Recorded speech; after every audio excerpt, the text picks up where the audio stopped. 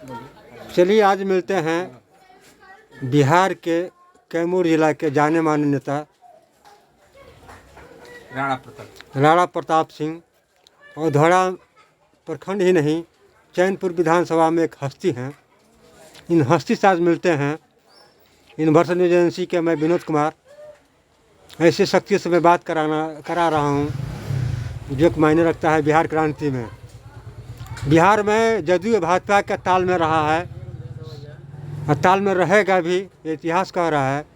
लेकिन फिर भी राणा प्रताप सिंह एक शख्सियत का नाम है जिन्होंने 3 बार चैनपुर विधानसभा से विधायक बनाने का काम किया है।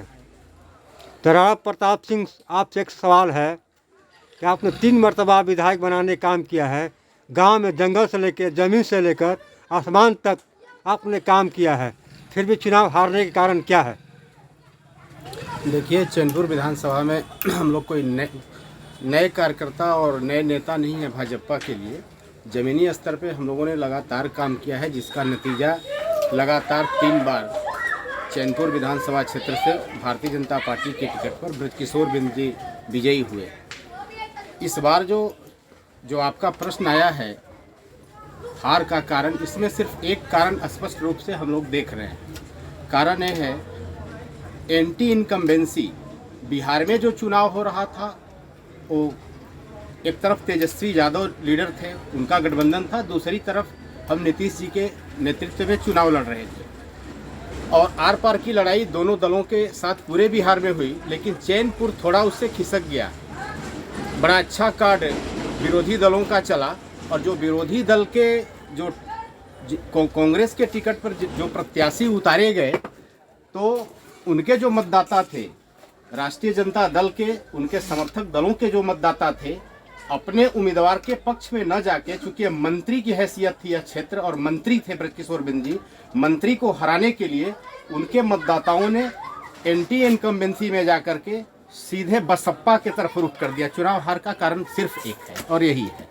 लोग कह रहे हैं कि जदयू को भाजपा दोनों संगठन तालमेल था, जदयू को बराबर का दर्जा नहीं देने के कारण ऐसा माहौल पैदा हुआ है। इस पर क्या कहना आपका?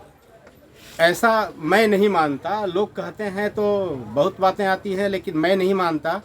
भारतीय जनता पार्टी ने स्पष्ट कर दिया था कि हम चुनाव में जब भी जीत के आएंगे नीतीश कुमार जी ही बिहार के मुख्यमंत्री होंगे और नीतीश कुमार जी को ही नेता मानकर हम लोग चुनाव लड़ें।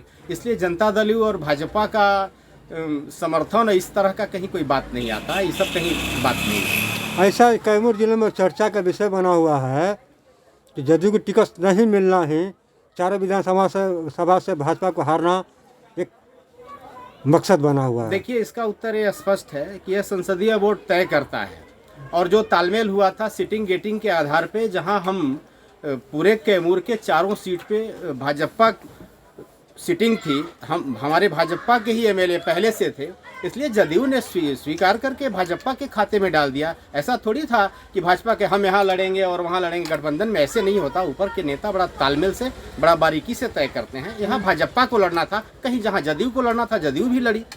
लोग कहते हैं कि जदयू बड़ा भाई था, भाजपा छोटा भाई था, लेकिन छोटे बड़े के लड़ाई में ये खेल हुआ है। इस पर क्या कहना आपको? ऐसा नहीं।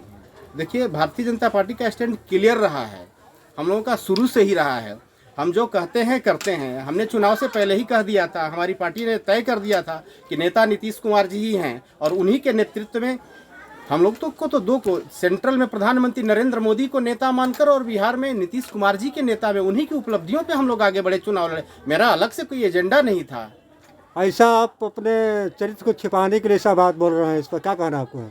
देखिए, आप पत्रकार हैं और आपके सारे बातों का उत्तर तो हम नहीं दे सकते, लेकिन ऐसा नहीं है।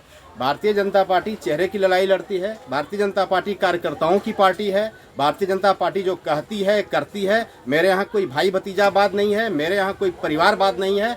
स्टैंड क्लियर है। हम कार्यकर्ता से निकल के ही नेता बनते हैं हमारे यहाँ। ऐसा आप कह रहे हैं, लेकिन समाज तो मानता है कि चुनाव हराने में जदयू का महत्वपूर्ण भूमिका रहा है, जबकि भाजपा के कार्यकर्ता आप हैं।